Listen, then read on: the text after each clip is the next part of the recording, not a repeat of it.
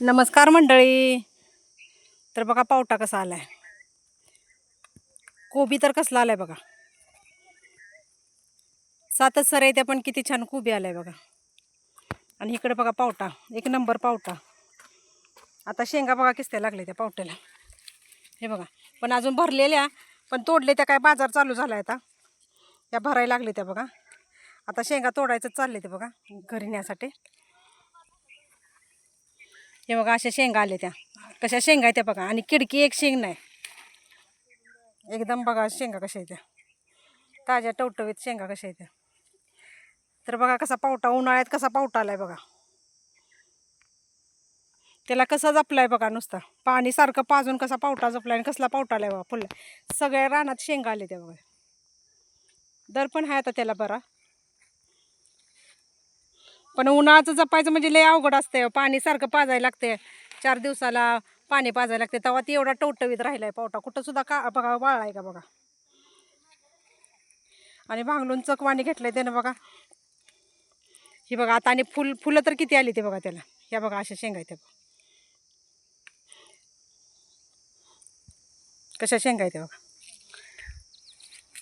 पण ह्याला तोडायचं म्हटलं की असं बघून तोडायला लागते. त्या सगळ्या शेंगा भरलेल्या असते त्या, असं नसते त्या. त्यामुळे वरबडून घ्यायला येत नाही त्या. ह्या अशा भरलेल्या तेवढ्या का घ्यायच्या.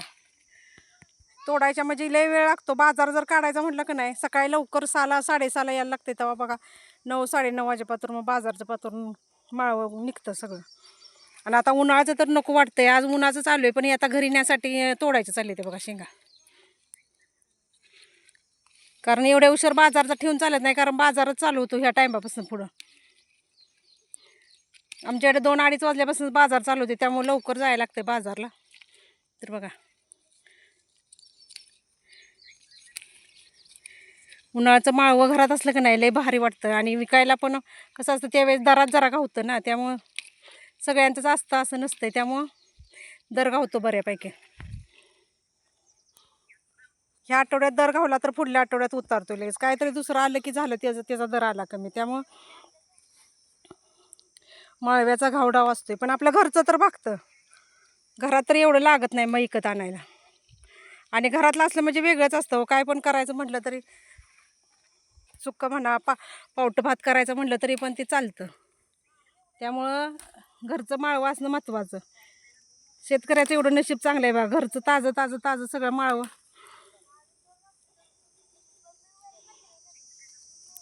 इकडं ऊस आहे, पण सशाचं लय बी आहे. इकडं चवळा असल्यामुळं का नाही वाघर लावल्या बघा कशी बिबट्याचा. आणि इकडं बी आहे, तिकडं बसले ते बघा. तिकडं ती तोडायला लागले ते बघा. मी इकडं तोडायला लागल्या पावटात. ऊन तर असं लागायला लागले बघा. आता 4 वाजले त्या तरी ऊन, 4:30 वाजायले तर तरी ऊन लागते. कसलं नुसतं झणझण ऊन लागते.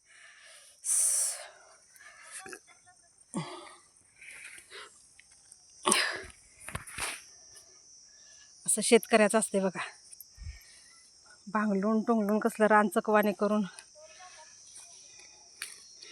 सारखं त्याला भांगलायला लागतं. भांगलाय पाणी औषध मारायला लागतं. असल्या माळव्यांच्यावर तर सारखं औषध मारायला लागतं, तेव्हा ते माळवे चांगलं किडबिड पडत नाही. तर लगेच किड ह्याच्यावर पडलीच बघा. तर काय किडल्या बिडल्याला नाही कुठं सकट. तर बघा हे कसं मका तर कसली आले बघा नुसते. आता मकाची कणसं पण आले ते बघा, इकाय नाही ह्यासारख्या मापाची. ती पण आता चालू होईल. मका पण चालू होईल बघा. चवळा चालू झालाय, मका चालू झालाय. आता होईल चालू. पावटा चालू झालाय. आता गवारी भेंडी जरा बघायची, त्याला अजून टाईम आहे गवारी भेंडीला. गवारी भेंडी चालू आहे. तर बघा माझा व्हिडिओ तुम्हाला कसा वाटला. आता ऊन तर लय लागतंय, त्यामुळं जीव दमल्यागत व्हायला लागलाय. व्हिडिओ आवडला असेल तर मला लाईक करा, शेअर करा, कमेंट करा, सबस्क्राईब करा. आणि आमचं माळवं कसं आहे ते मला सांगा.